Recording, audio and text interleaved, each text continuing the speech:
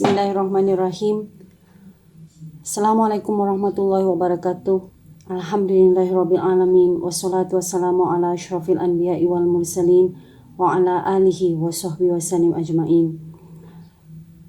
Alhamdulillah, we meet again. Kita ketemu lagi. Sambungan dari kuliah Umi tentang Education for Sustainable Development, pendidikan untuk pembangunan berkelanjutan.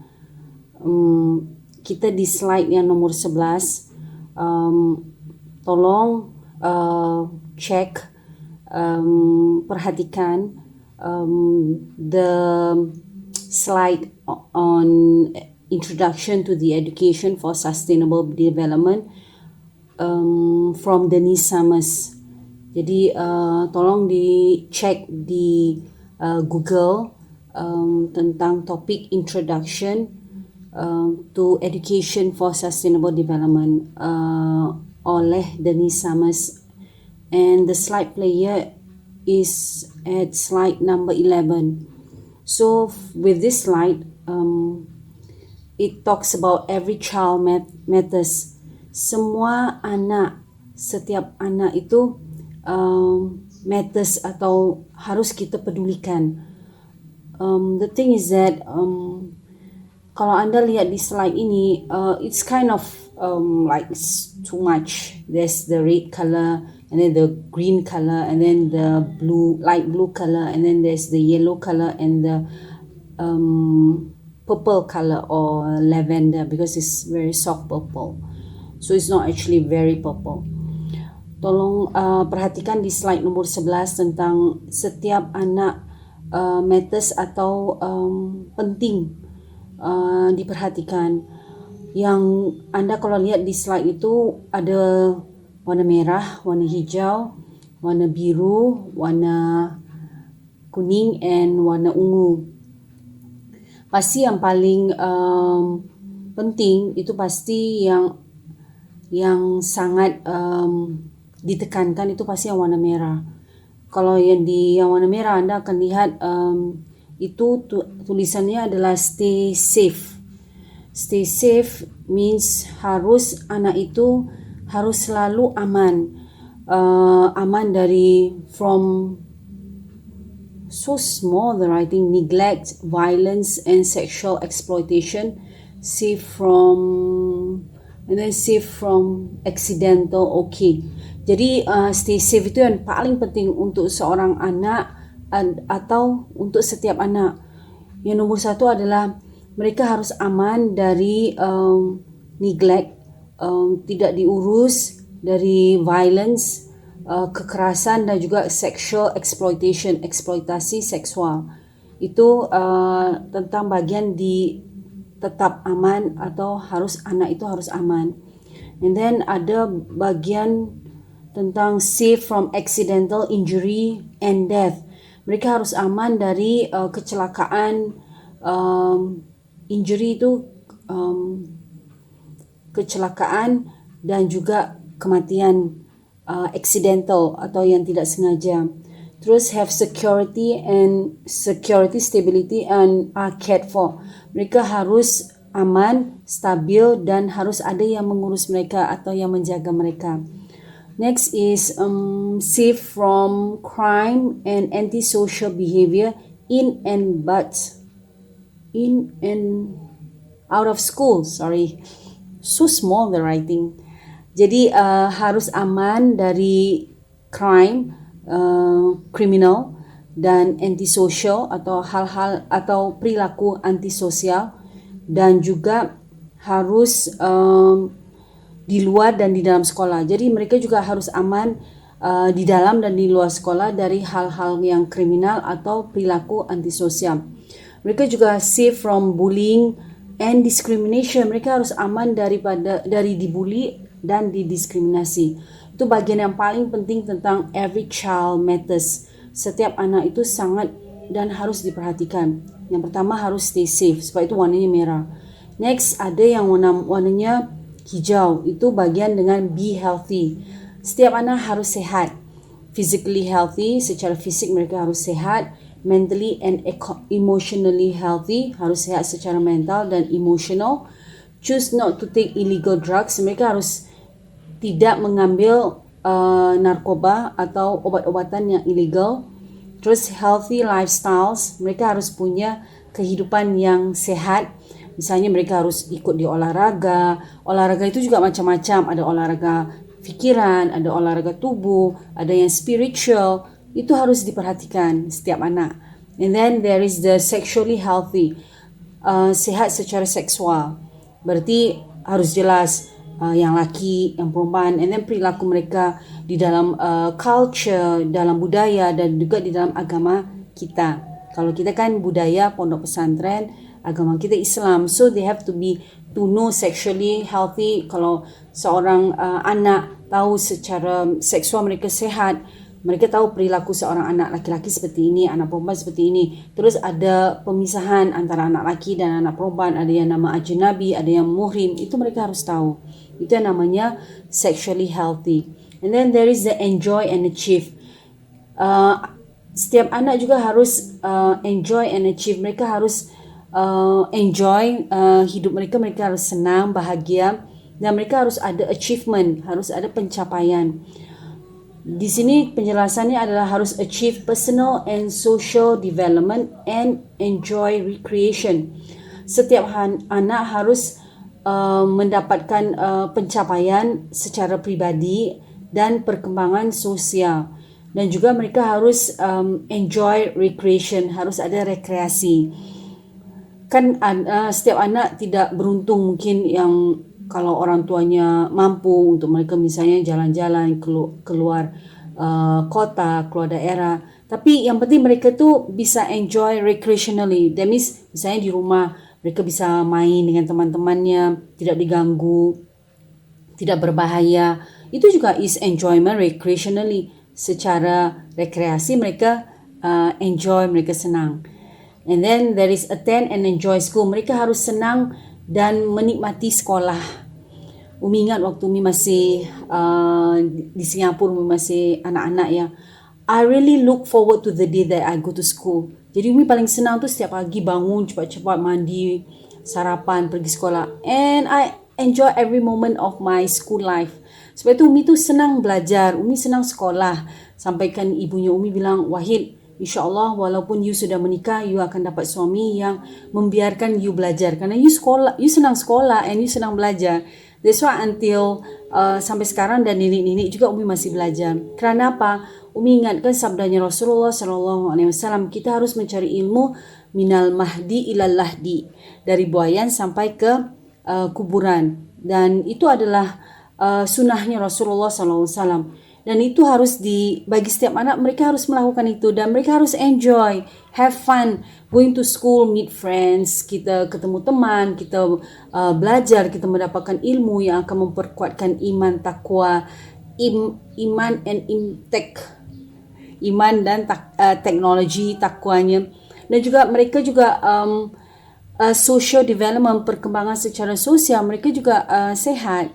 Itu yang pentingnya dari pergi ke sekolah, ke pesantren. Memang sekarang kita masih pandemik. InsyaAllah doakan semuanya setelah Idul Fitri kita bisa balik lagi ke pondok. InsyaAllah ustaz-ustazah juga sudah divaksin. Kerana yang bermasalah ini kalau COVID itu bukan selalu orang yang bermasalah itu ketika mereka sudah berumur atau mereka punya penyakit bawaan. Jadi insyaAllah doakan kita bisa ketemu lagi setelah Idul Fitri. Dan insyaAllah anda akan mengingat masa-masa anda sekolah, masa-masa anda mondok. Anda akan selalu kangen dengan masa-masa sekolah. Dan insyaAllah walaupun nanti anda sudah selesai pengabdian di Al-Asriyah Nurul Iman, anda tetap akan melanjutkan pembelajaran anda.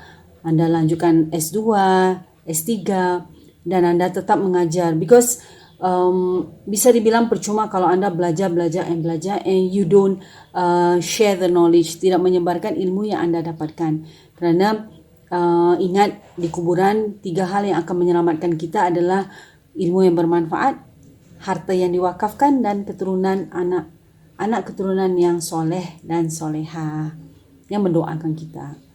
And then next is achieve stretching national educational standards at secondary school. Jadi harus mendapatkan mendapatkan pendidikan nasional yang standar pendidikan nasional di sekolah menengah.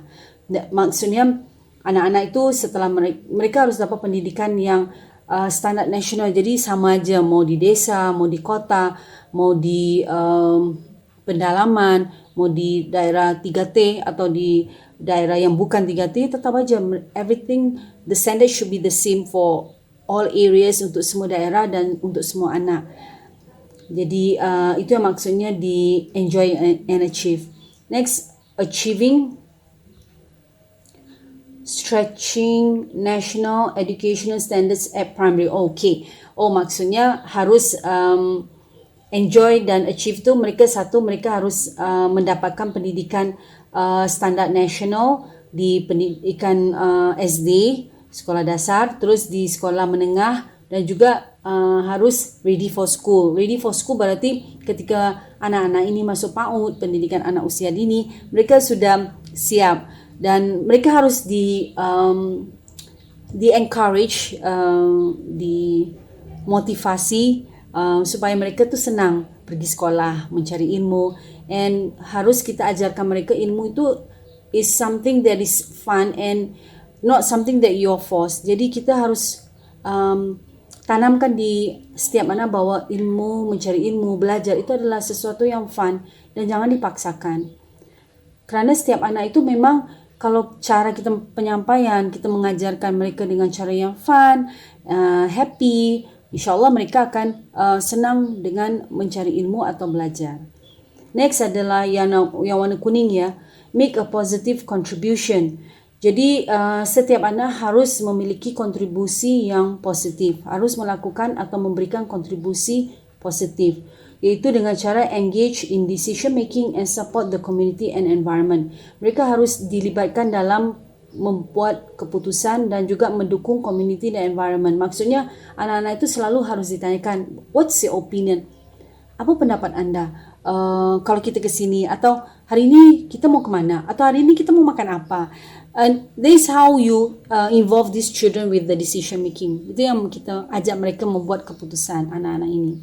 Because anak-anak ini tu kan pasti kalau dari kecil sudah diajar untuk communicate, berkomunikasi dengan baik, dengan ditanyakan pendapat mereka, what is your opinion, how do you try to solve this problem, atau bagaimana ya kita mau menyelesaikan masalah ini.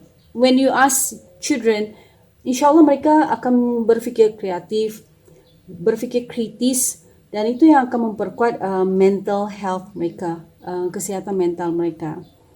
Next is engage in law-abiding and positive behavior in and out of school. Mereka harus dilibatkan dengan perilaku-perilaku yang positif dan yang mengikut peraturan di dalam dan di luar sekolah. Jadi anak-anak tu diajarkan dari kecil harus terbiasa dengan mengikuti peraturan, aturan. Kerana manusia itu harus terbiasa dari kecil, itu harus disiplin. Terus harus punya perilaku-perilaku positif, ini boleh dilakukan, ini tidak boleh dilakukan. Jadi dari situ mereka itu akan terdidik untuk jadi manusia yang law-abiding citizen, masyarakat yang mengikuti peraturan. Kerana peraturan bukan hanya di masyarakat, tapi yang paling penting adalah peraturan agama. Jadi hukum-hukum agama itu harus terbiasa mereka sudah jalankan. Seperti anak kecil, umur 7 tahun sudah harus bisa solat, dan harus solat, tidak boleh tinggalkan solat lagi. Jadi itu hal-hal yang begitu yang kita harus ajarkan dari sedini mungkin dari kecil. Jadi misalnya seperti Umi umur sebelum 5 tahun Umi sudah belajar mengaji, sudah tahu belajar solat. Jadi, dan kemarin juga waktu Umi ikut kelasnya Habib Hasan, kelas daring untuk S2-nya tentang pendidikan, ternyata ada istilah that kindergarten is too late, bahwa pendidikan di TK itu sudah terlambat. Jadi pendidikan tu harus dari masih bayi, dari ketika anak itu sudah mengerti, sudah tahu ini ayahnya, ini ibunya, ini saudara-saudaranya. sudah mengerti bahwa dia kalau habis makan harus cuci tangan, kalau mau tidur harus sikat gigi, harus seperti itu, dan itu harus dikenalkan sedini mungkin. Terus kalau makan harus duduk, nggak boleh lari-lari, nggak boleh jalan-jalan. Terus kalau makan harus pakai tangan kanan. That is very important to teach to every child so that every child matters. And then next is develop enterprising behavior.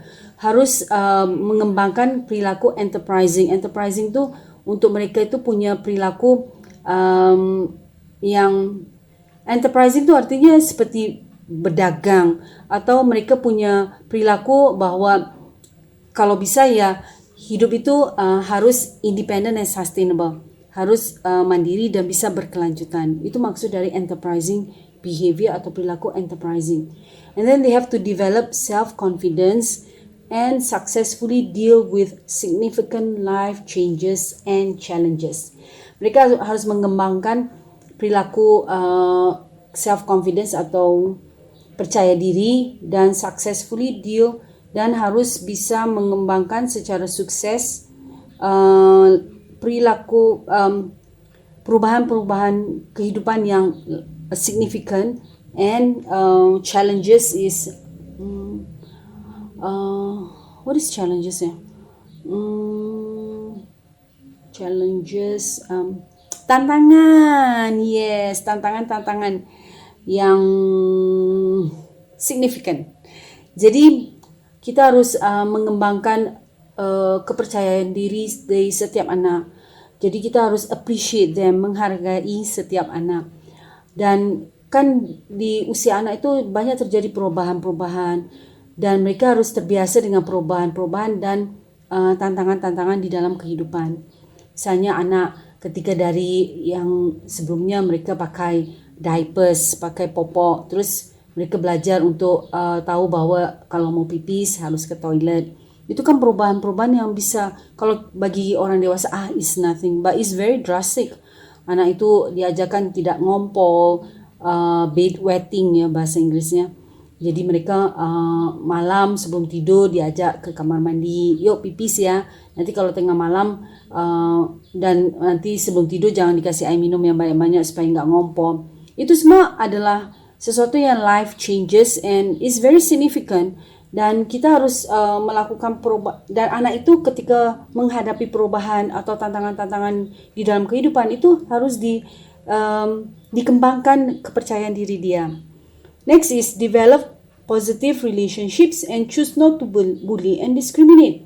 Harus mengembangkan hubungan-hubungan yang positif dan jangan membiarkan mereka melakukan bullying dan diskriminasi.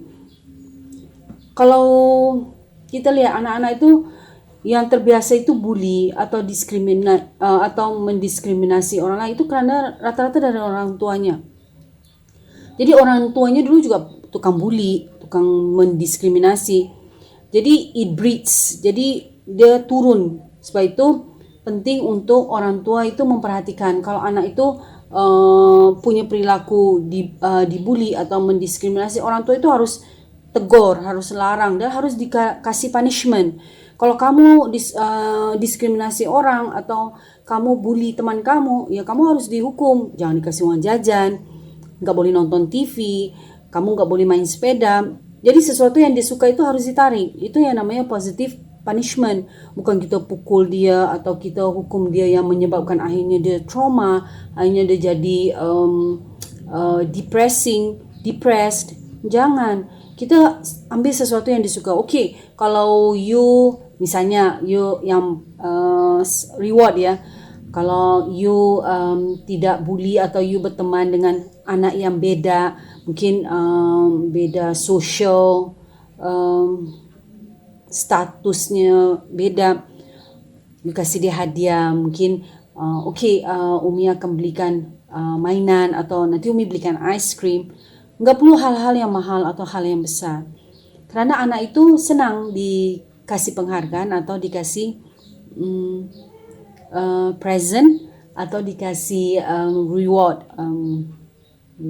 hadiah. That is make a positive contribution. Itu bagian di membuat kontribusi yang positif. Next, achieve economic well-being. Ini masih tentang anak ya. Bagaimana pendidikan untuk pembangunan berkelanjutan, tentang every child matters. Setiap anak harus diperhatikan. Yang bagian achieve economic well-being itu adalah engage in further education, employment or training. Kecil tulisannya. On leaving school. Jadi di bagian pencapaian di dalam perkembangan ekonomi bagi seorang anak, mereka harus diajak untuk melakukan pendidikan berkelanjutan, and then that means kalau sudah selesai S1 harus lanjut ke S2, S3, terus ikut kursus-kursus supaya keterampilannya lebih baik, lebih bagus, kursus yang bisa membantu mereka mungkin bisa mendapatkan rezeki halalan thayyiban, mungkin mereka harus ikut kelas-kelas pengajian-pengajian. Itu semua adalah peningkatan di ilmu pengetahuan. Engage in employment or training on living. Jadi harus ikut di pendidikan setelah sekolah, selesai sekolah atau selesai mondok. Next, ready for employment. Anak-anak ini juga harus dipersiapkan untuk bekerja. Next, live in households free from low income. Harus tinggal di perumahan atau di rumah yang bebas dari pendapatan yang rendah. Memang tidak gampang ya, tapi insyaAllah walaupun kita tidak bisa jadi orang yang full of abundance atau berlebih-lebihan, tapi yang penting kita happy. Kerana bukan berarti orang kaya dan punya berlebihan itu lebih bahagia daripada orang yang sederhana. Bagi Umi yang hidup di Singapura dengan sangat sederhana, dan I'm very happy with my life, kerana yang paling penting itu adalah orang tua ya. Jadi orang tua itu yang harus kreatif bagaimana membuat anak-anaknya bahagia walaupun tidak berlebih-lebihan. Kita hidup juga sederhana, dan yang penting kita tuh harus banyak bersyukur. Itu yang paling penting. Mau kita tinggal di keluarga yang berlebihan atau yang sederhana, yang penting berkecukupan. Yang penting adalah banyak bersyukur. Access to transport and material goods. Harus bisa mendapatkan kemudahan untuk transport dan benda-benda material. Ya, kerana ini penting ya. Kalau kita mau pergi sekolah, mau pergi bekerja, mencari rezeki halalan thayyiban barakah, kita harus mendapatkan transportasi dan barang-barang yang kita butuhkan. Then live in decent homes and sustainable communities. Kita harus tinggal di rumah yang decent, yang memadai, yang cukup, dan community atau komunitas yang berkelanjutan. Sustainable itu berarti mereka mendaur ulang sampahnya atau tidak berlebihan di mana terjadi pemborosan, dan itu yang namanya sustainable. Okay, then sekarang slide number 12. Our generation is the first to knowingly degrade the environment at the expense of children now and in the future. A fact that challenges much of our rhetoric about the importance of children in society. The evidence suggests that it may not be possible to deliver ECM at all unless the environment becomes one of its leading considerations. Sustainable development is not an optional extra. It is a necessary part of building a society that cares for its children. Sustainable Development Commission. Jadi di sini ada penjelasan tentang penjelasan dari Komisi Perkembangan Berkelanjutan di tahun 2009 halaman 7. Penjelasan ini adalah generasi kita ini secara sengaja dan tahu kita ini sekarang sedang degrade, sedang merusak lingkungan kita, dan ini membuat anak-anak kita di masa hadapan, expense of children now, dan ini merugikan anak-anak kita sekarang dan juga di masa hadapan. Bayangkan generasi sekarang ini secara sengaja merusakkan environment, lingkungan, dan ini merugikan anak-anak kita sekarang dan di masa depan. A fact that challenges much of our rhetoric about the importance of children in society. Fakta ini menantang kita tentang retorika tentang bagaimana pentingnya anak-anak di dalam masyarakat. Buktinya suggest that it may not be possible to deliver ECM at all unless the environment becomes one of its leading consideration. Jadi pembuktiannya adalah kita tidak mungkin bisa melakukan pendidikan untuk sustainable development kalau kita tidak memperhatikan lingkungan kita. Pembangunan berkelanjutan bukanlah satu opsi tambahan, tetapi ia adalah pembangunan yang sangat-sangat penting dan sangat-sangat perlu untuk masyarakat menjaga anak-anaknya. Jadi pendidikan untuk pembangunan berkelanjutan bukanlah satu sampingan atau side job, atau sambil liwat, tetapi itu adalah bagian yang sangat penting dan sangat perlu untuk pembangunan masyarakat bagi anak-anak kita. Bagaimana kita mengurus anak-anak kita, bagaimana kita menjaga anak-anak kita. 5 guiding principles of sustainable development. Ada 5 prinsip-prinsip yang mengarahkan kita untuk pembangunan berkelanjutan. Nomor 1, living within environmental limits. Nombor 1, bahawa kita hidup di dalam lingkaran atau hidup di dalam lingkungan yang di sekitar kita. Maksudnya kita itu jangan berlebih-lebihan. Misalnya di sekitar kita, contoh Nurul Iman, kita punya lahan, kita punya empang. Kita hidup dari lahan kita, dari empang kita. Jadi kita makan dari sayuran yang kita tanam sendiri, cabai, tomat, sawi, bayam, kangkung. Terus kita pelihara ikan, kita makan dari empangnya kita, dari ember yang kita isi dengan ikan. Itu yang maksudnya living within environmental limits. Jadi kita manfaatkan lingkungan kita yang sekitar kita untuk hidup dari lingkungan kita atau sekitar kita. Nomor 2, jadi jangan cari-cari saya mau makan melon dari Korea, atau saya mau makan strawberry dari Amerika, atau saya mau makan apple dari Australia. Just eat what is in front of you. Kita makan apa yang ada di depan kita. Seperti sabdanya Rasulullah SAW, makan yang paling dekat, ambil yang paling dekat. Jadi jangan jauh-jauh kita mau cari, mau import.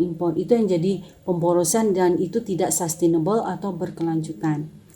Next, nomor 2, ensuring a strong, healthy and just society. Kita harus mengamankan masyarakat yang kuat, yang sehat dan yang adil. Itu yang sustainable, berkelanjutan. Number 3, achieving a sustainable economy. Kita harus mendapatkan ekonomi yang sustainable. Berarti semuanya harus di dalam lingkaran kita, di dalam negeri kita, dan kalau usahakan untuk jangan pernah import. Jadi apa yang kita punya, ya itu yang kita konsumsi. Jangan cari-cari yang jauh-jauh yang di luar-luar. Itu yang namanya sustainable economy atau ekonomi yang berkelanjutan.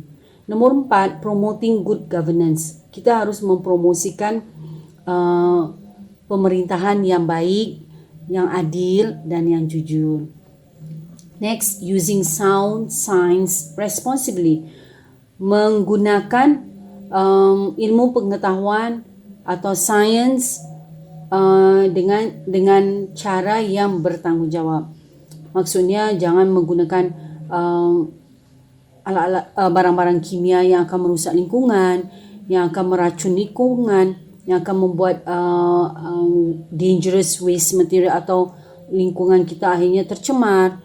Itu maksudnya to use sound science responsibly, menggunakan ilmu pengetahuan secara bertanggungjawab.